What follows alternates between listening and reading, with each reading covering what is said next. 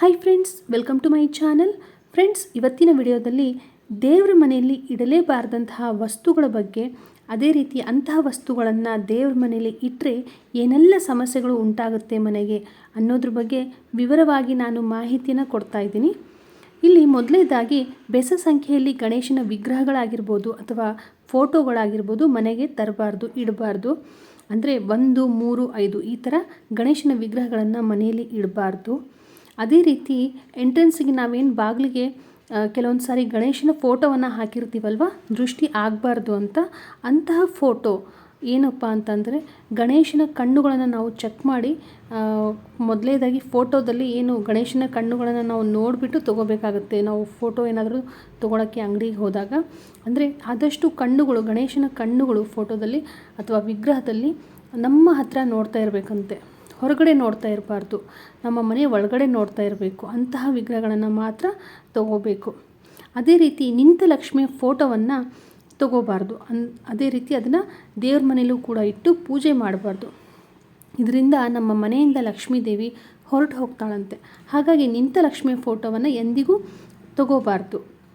ಹಾಗೆ ಲಕ್ಷ್ಮೀ ದೇವಿಯ ವಾಹನ ಗೂಬೆ ಅಂತ ಪ್ರತಿಯೊಬ್ಬರಿಗೂ ಗೊತ್ತಿದೆ. ಆದಷ್ಟು ಲಕ್ಷ್ಮೀ ದೇವಿ ಗೂಬೆ ಮೇಲೆ ಕೂತಿರೋಂತಹ ಲಕ್ಷ್ಮೀ ದೇವಿಯ ಫೋಟೋವನ್ನು ಕೂಡ ನಾವು ಮನೆಗೆ ತರಬಾರ್ದು. ಇದರಿಂದ ಏನಂದರೆ ತುಂಬ ಮನೆಯಲ್ಲಿ ಖರ್ಚಾಗುತ್ತೆ, ಅದೇ ರೀತಿ ಆರ್ಥಿಕ ಸಮಸ್ಯೆಗಳು ಹೆಚ್ಚುತ್ತೆ. ಹಾಗಾಗಿ ಆದಷ್ಟು ನಾವು ಲಕ್ಷ್ಮೀ ದೇವಿ ಗೂಬೆ ಮೇಲೆ ಕೂತಂತಹ ಲಕ್ಷ್ಮೀ ದೇವಿಯ ಫೋಟೋವನ್ನು ಅಥವಾ ವಿಗ್ರಹವನ್ನು ಮನೆಗೆ ತರಬಾರ್ದು, ದೇವ್ರ ಮನೆಯಲ್ಲಿ ಇಡಬಾರ್ದು. ಹಾಗೆ ದುರ್ಗಾದೇವಿ ಫೋಟೋಸ್, ದುರ್ಗಾದೇವಿಯ ಮೂರ್ತಿಗಳು ಅಥವಾ ಫೋಟೋಸು 1, 2, 3 ಈ ಥರ, ಅದು ಕೂಡ ಅಷ್ಟೇ ಬೆಸ ಸಂಖ್ಯೆಯಲ್ಲಿ 3, ಯಾವಾಗಲೂ 3 ದುರ್ಗಾದೇವಿಯ ಫೋಟೋಸ್ನ ಮನೇಲಿ ಇಡಬಾರ್ದು. ಅದೇ ರೀತಿ ಉಗ್ರ ರೂಪವಾಗಿರುವಂತಹ ದುರ್ಗಾದೇವಿ ಫೋಟೋಸ್ನ ಖಂಡಿತವಾಗಿಯೂ ಮನೇಲಿ ಇಟ್ಕೋಬಾರ್ದು. ಇದರಿಂದ ಅನಾರೋಗ್ಯ ಕಾಡುತ್ತೆ, ಅದೇ ರೀತಿ ಅಭಾಗ್ಯ ಉಂಟಾಗುತ್ತೆ, ಅದೇ ರೀತಿ ದುರಾದೃಷ್ಟ ಅನ್ನೋದು ವಕ್ರಿಸುತ್ತೆ ಮನೆಗೆ. ಹಾಗೆ ಶಿವಲಿಂಗ ವಿಗ್ರಹಗಳು ಏನಾದರೂ ನಮ್ಮ ಮನೆಯಲ್ಲಿ, ದೇವ್ರ ಮನೆಯಲ್ಲಿ ಇದ್ದರೆ ಖಂಡಿತವಾಗಿ ಅದಕ್ಕೊಂದು ಅಭಿಷೇಕ ಆಗಲೇಬೇಕು. ದಿನನಿತ್ಯ ಪ್ರತಿನಿತ್ಯ ಅಭಿಷೇಕ ಮಾಡಲೇಬೇಕಾಗುತ್ತೆ. ಏನು ಅಭಿಷೇಕ ಮಾಡೋಕ್ಕೆ ಆಗಲ್ಲ ನಮಗೆ ಅನ್ನೋದಾದರೂ ಅಟ್ಲೀಸ್ಟ್ ಒಂದು ನೀರಿನಿಂದಾದರೂ ಅಭಿಷೇಕವನ್ನು ಮಾಡಲೇಬೇಕಾಗುತ್ತೆ. ನೀರಿನಿಂದಾದರೂ ಅಭಿಷೇಕ ಮಾಡಲೇಬೇಕು. ಹಾಗೆ ವಿಗ್ರಹಗಳು ನಮ್ಮ ಮನೆಯಲ್ಲಿ ಇರೋದೇ ಆದರೆ ಅದನ್ನು ಅತಿ ದೊಡ್ಡದಾಗಿರುವಂತಹ ವಿಗ್ರಹಗಳನ್ನು ಮಾತ್ರ ಮನೆಗೆ ತರಬಾರ್ದು. ಏನಿದ್ರೂ ದೊಡ್ಡ ದೊಡ್ಡ ವಿಗ್ರಹಗಳು ದೇವಸ್ಥಾನಕ್ಕೆ ಮಾತ್ರ ಸೀಮಿತ. ಮನೇಲಿ ಏನಿದ್ರೂ ನಮ್ಮ ಕಿರುಬೆರಳಿನ ಅಳತೆಗೆ, ನಮ್ಮ ಕಿರುಬೆರಳು ಏನಿರುತ್ತಲ್ವ ಅದೇ ಅಳತೆಗೆ ಇರುವಂತಹ ಆಲ್ಮೋಸ್ಟ್ ಆಲ್ ಅಷ್ಟೇ ಚಿಕ್ಕದಾಗಿರುವಂಥ, ಆದಷ್ಟು ಚಿಕ್ಕದಾಗಿರುವಂಥ ವಿಗ್ರಹಗಳನ್ನು ನಾವು ಮನೇಲಿ ಪೂಜೆ ಮಾಡಬೇಕಾಗುತ್ತೆ.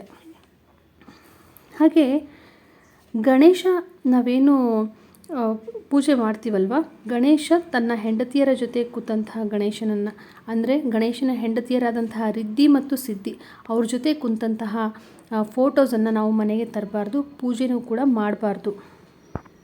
ಹಾಗೆ ಕೃಷ್ಣ ರಾಧಾ ಇರುವಂತಹ ವಿಗ್ರಹ ಆಗಿರ್ಬೋದು ಅಥವಾ ರಾಧಾಕೃಷ್ಣ ಫೋಟೋಸ್ ಆಗಿರ್ಬೋದು, ರುಕ್ಮಿಣಿ, ಕೃಷ್ಣ, ಮೀರಾ ಎಲ್ಲರೂ ಇರುವಂತಹ ಫೋಟೋಸನ್ನು ಖಂಡಿತವಾಗಿಯೂ ಮನೆಯಲ್ಲಿ, ದೇವ್ರ ಮನೆಯಲ್ಲಿ ಇಟ್ಟು ಪೂಜೆ ಮಾಡಬಾರ್ದು. ಇದರಿಂದ ಒಳ್ಳೆಯದಾಗಲ್ಲ ಅಂತ ಹೇಳ್ತಾರೆ. ಕೃಷ್ಣ ಏನು, ನಾವು ಶ್ರೀಕೃಷ್ಣನನ್ನು ಏನು ಸಪ್ರೇಟಾಗಿ ಪೂಜೆ ಮಾಡ್ತೀವಿ ಅದು ಓಕೆ, ಆದರೆ ಕೃಷ್ಣ ರಾಧಾ ಇರುವಂತಹ ಫೋಟೋವನ್ನು ದೇವ್ರ ಮನೆಯಲ್ಲಿಟ್ಟು ಪೂಜೆ ಮಾಡಬಾರ್ದು ಅಂತ ಹೇಳ್ತಾರೆ. ಯಾಕೆಂದರೆ ಪ್ರತಿಯೊಬ್ಬರಿಗೂ ಗೊತ್ತಿರೋ ವಿಚಾರ, ಕೊನೆಯವರೆಗೂ ಕೃಷ್ಣ ರಾಧೆ ಮದುವೆನೇ ಆಗಲಿಲ್ಲ, ಅವರು ಪ್ರೇಮಿಗಳಾಗಿ ಉಳಿದ್ರು. ಹಾಗಾಗಿ ಎಸ್ಪೆಷಲಿ ಗಂಡ ಹೆಂಡತಿಯರು ಅಂದರೆ ದಂಪತಿಗಳು ಖಂಡಿತವಾಗಿಯೂ ಕೃಷ್ಣ ರಾಧಾ ಫೋಟೋವನ್ನು ಮನೆಯಲ್ಲಿ, ದೇವ್ರ ಮನೆಯಲ್ಲಿ ಇಡಬಾರ್ದು, ಪೂಜೆನೂ ಕೂಡ ಮಾಡಬಾರ್ದು. ಅದೇ ರೀತಿ ಫ್ರೆಂಡ್ಸ್, ಪೂರ್ವಜರ ಫೋಟೋಗಳನ್ನು ಕೂಡ ನಾವು ಮನೆಯಲ್ಲಿ, ದೇವ್ರ ಮನೆಯಲ್ಲಿ ಇಡಬಾರ್ದು. ಯಾವಾಗಲೂ ದೇವರು ಮತ್ತು ಮನುಷ್ಯರನ್ನು ಸಮನಾಗಿ ಖಂಡಿತವಾಗಿಯೂ ನೋಡಬಾರ್ದು.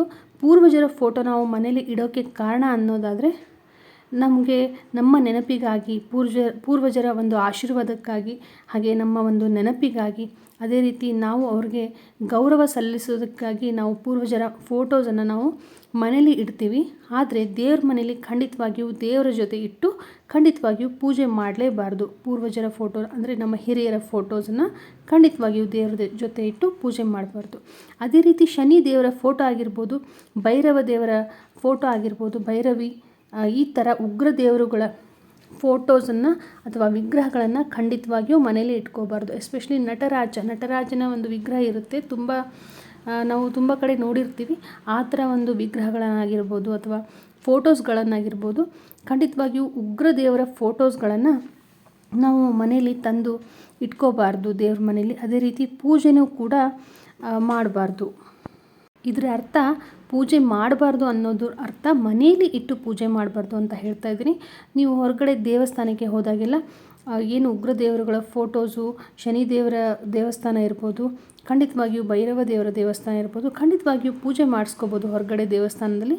ಆದರೆ ಮನೆಯಲ್ಲಿ ತಂದು ದೇವ್ರ ಮನೇಲಿ ಇಟ್ಟು ಪೂಜೆ ಮಾಡೋದು ನಿಷಿದ್ಧ. ಅದೇ ರೀತಿ ಈ ಥರ ನಾವು ಮನೇಲಿ ಉಗ್ರ ದೇವರುಗಳ ಫೋಟೋಸ್ಗಳನ್ನು ಇಡೋದ್ರಿಂದ, ವಿಗ್ರಹಗಳನ್ನು ಇಡೋದ್ರಿಂದ ಮನೆಯಲ್ಲಿ ಸದಾ ಜಗಳ ಆಗೋದು, ಮನಸ್ತಾಪ ಆಗೋದು, ಆಮೇಲೆ ಕಿರಿಕಿರಿ ಉಂಟಾಗೋದು, ಅಶಾಂತಿ ನೆಲೆಸೋದು, ಪದೇ ಪದೇ ಮನೆಯಲ್ಲಿರೋರಿಗೆಲ್ಲ ಸಿಟ್ಟು ಬರೋದು, ಈ ಥರ ಎಲ್ಲ ಆಗ್ತಾ ಹೋಗುತ್ತೆ. ಹಾಗಾಗಿ ಆದಷ್ಟು ಉಗ್ರ ದೇವರುಗಳ ಫೋಟೋಸ್ ಏನಾದರೂ ನಿಮ್ಮ ಮನೆಯಲ್ಲಿದ್ದರೆ, ವಿಗ್ರಹಗಳು ಇದ್ದರೆ ಇವತ್ತೇ ತೆಗೆದುಬಿಡಿ. ಹಾಗೆ ಒಡೆದಂತಹ ವಿಗ್ರಹಗಳನ್ನು ಕೂಡ ಮನೆಯಲ್ಲಿ ಇಟ್ಕೋಬಾರ್ದು.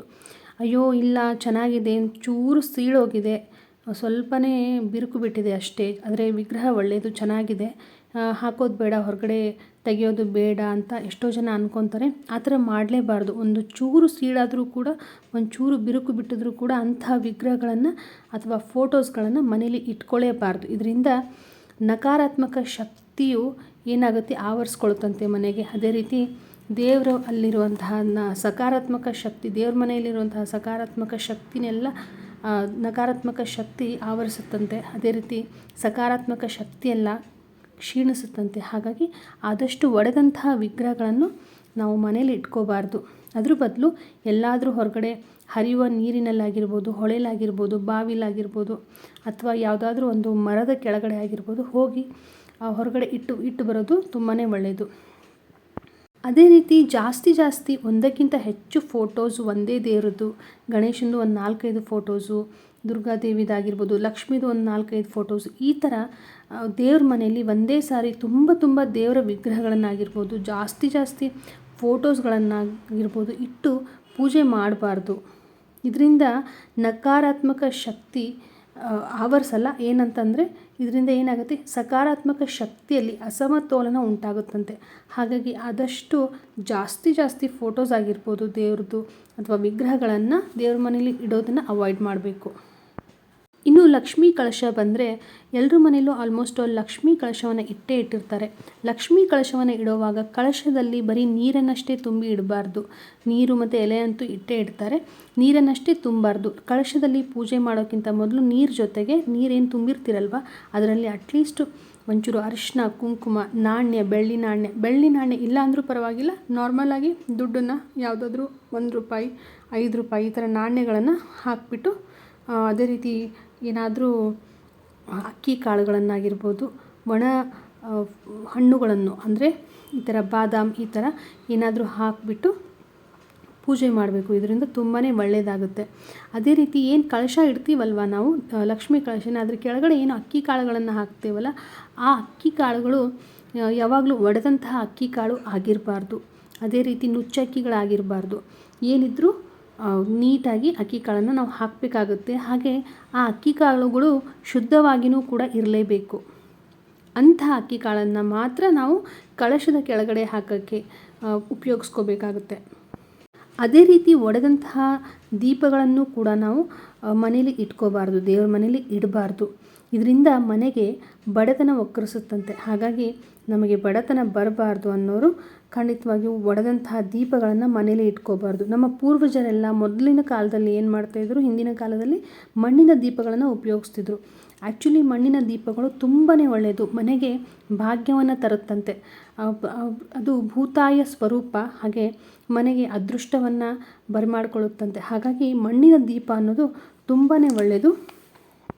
ಅದೇ ರೀತಿ ದೇವ್ರ ಮನೆಯಲ್ಲಿ ದೀಪಗಳು ದಗದಗ ಅಂತ ಉರಿತಾ ಇರಬಾರ್ದು. ಜಾಸ್ತಿ ಜೋರಾಗಿಟ್ಟು ನಾವು ಉರಿಸ್ಬಾರ್ದು. ದೀಪಗಳನ್ನು ಹಚ್ಚುವಾಗ ತುಂಬ ಹುಷಾರಾಗಿರಬೇಕು. ಆದಷ್ಟು ಪ್ರಶಾಂತವಾಗಿ ದೀಪಗಳು ಉರಿಬೇಕು.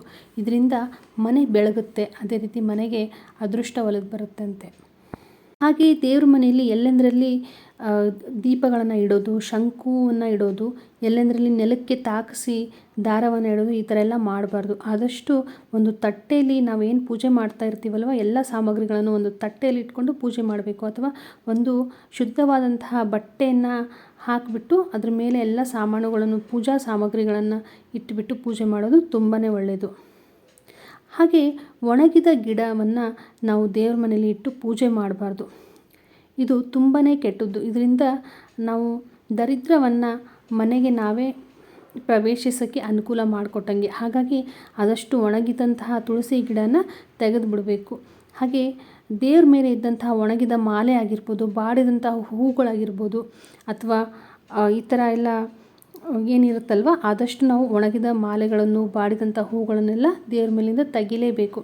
ಕೆಲವೊಬ್ರು ಏನು ಮಾಡ್ತಾರೆ, ಹಬ್ಬ ಆದಮೇಲೆ ನೆಕ್ಸ್ಟ್ ಡೇನೂ ಕೂಡ ಚೆನ್ನಾಗಿರುತ್ತೆ, ಅಯ್ಯೋ ಬಾಡಿಲ್ಲ, ಚೆನ್ನಾಗಿದೆ, ಫ್ರೆಶ್ ಆಗಿದೆ, ಮತ್ತೆ ಯಾಕೆ ತೆಗಿಯೋದು, ಹಾಗೆ ಪೂಜೆ ಮಾಡಿಬಿಡೋಣ, ಚೆನ್ನಾಗಿದೆ ಹೂವು ಅಂತ ಅಂದ್ಕೊತಾರೆ. ಆ ಥರ ಖಂಡಿತವಾಗಿಯೂ ಮಾಡ್ಬೋದು. ಅವತ್ತು ಮಾಡಬಾರ್ದು.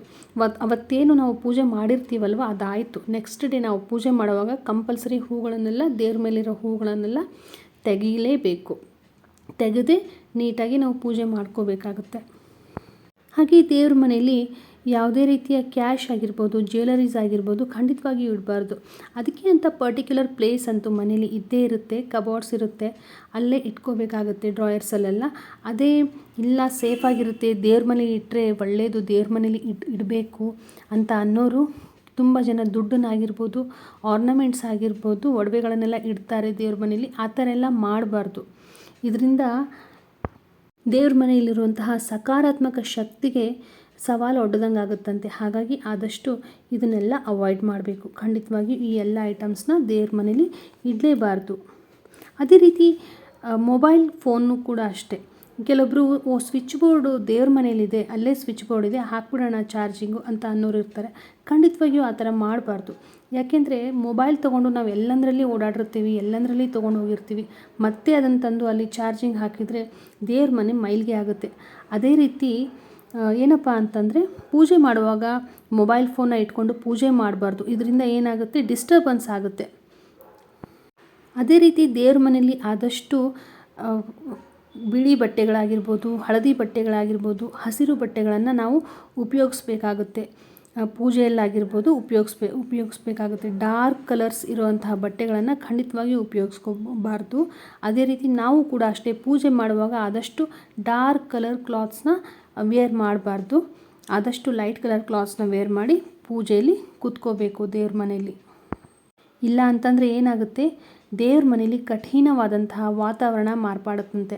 ಹಾಗಾಗಿ ಆದಷ್ಟು ನಾವು ಲೈಟ್ ಕಲರ್ ಬಟ್ಟೆಗಳನ್ನು ಪೂಜೆ ಮಾಡುವಾಗ ಯೂಸ್ ಮಾಡಲೇಬೇಕಾಗುತ್ತೆ. ಅದೇ ರೀತಿ ಲೆದರ್ ಬ್ಯಾಗ್ಸ್, ಲೆದರ್ ಐಟಮ್ಸ್ ಆಗಿರ್ಬೋದು ಪೂಜಾ ಮನೆಯಲ್ಲಿ ಇಡಲೇಬಾರ್ದು. ಇದರಿಂದ ಮೈಲಿಗೆ ಉಂಟಾಗುತ್ತೆ. ಯಾಕೆಂದರೆ ಲೆದರ್ ಐಟಮ್ಸು ಅನ್ನೋದಾದರೆ ಇಲ್ಲಿ ಬ್ಯಾಗ್ ಇರುತ್ತೆ, ಈ ಥರ ಏನಿರುತ್ತಲ್ವ, ವಾಚ್ ಇರ್ಬೋದು, ಲೆದರ್ ವಾಚ್, ಏನು ಬೆಲ್ಟ್ ಇರುತ್ತಲ್ಲ ಆ ಥರ, ಅವೆಲ್ಲ ಎದರಿಂದ ಮಾಡಿರ್ತಾರೆ, ಪ್ರಾಣಿಗಳ ಚರ್ಮದಿಂದ. ಅದು ಏನಾಗುತ್ತೆ, ನಾವು ದೇವ್ರ ಮನೆಯಲ್ಲಿ ಒಯ್ಯೋದ್ರಿಂದ ಮೈಲಿಗೆ ಆಗುತ್ತೆ ದೇವ್ರ ಮನೆ. ಹಾಗಾಗಿ ಆದಷ್ಟು ಲೆದರ್ ಐಟಮ್ಸ್ನ ದೇವ್ರ ಮನೆಯಿಂದ ದೂರ ಇಡೋದು ಒಳ್ಳೆಯದು. ಅದೇ ರೀತಿ ಕನ್ನಡಿನೂ ಕೂಡ ಅಷ್ಟೇ. ದೇವ್ರ ಮನೇಲಿ ಯಾವುದೇ ಕಾರಣಕ್ಕೂ ಕನ್ನಡಿನ ಮಾತ್ರ ಇಡಬಾರ್ದು. ಇದರಿಂದ ಏಕಾಗ್ರತೆ ಹಾಳಾಗುತ್ತೆ. ಪೂಜೆ ಮಾಡುವಾಗಾಗಿರ್ಬೋದು ಈ ಕನ್ನಡಿ ಏನು ಇಡೋದು ಒಳ್ಳೆಯದಲ್ಲ. ಸಣ್ಣ ಚಿಕ್ಕ ಕನ್ನಡಿ ಆಗಿರ್ಬೋದು ಇಡೋದಂತೂ ಒಳ್ಳೆಯದೇ ಅಲ್ಲ. ಆದಷ್ಟು ಕನ್ನಡಿ ಇಡೋದನ್ನು ಅವಾಯ್ಡ್ ಮಾಡಲೇಬೇಕು.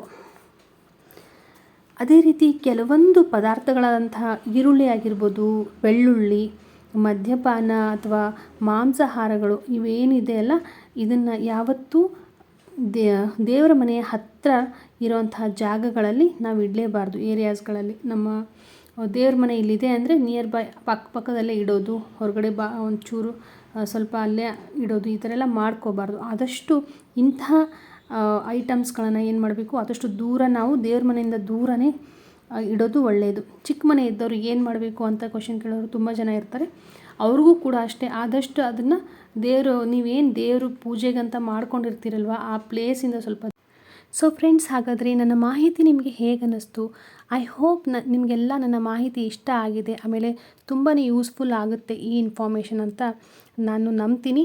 ಸೊ ಫ್ರೆಂಡ್ಸ್, ಹಾಗಾದರೆ ನನ್ನ ಚಾನಲ್ ನಿಮಗೆ ಇಷ್ಟ ಆದರೆ ಖಂಡಿತವಾಗಿಯೂ ಒಂದು ಲೈಕ್ ಕೊಡಿ, ಶೇರ್ ಮಾಡಿ, ಹಾಗೆ ಸಬ್ಸ್ಕ್ರೈಬ್ ಮಾಡಿ ಮರಿದೆ ಸಪೋರ್ಟ್ ಮಾಡಿ.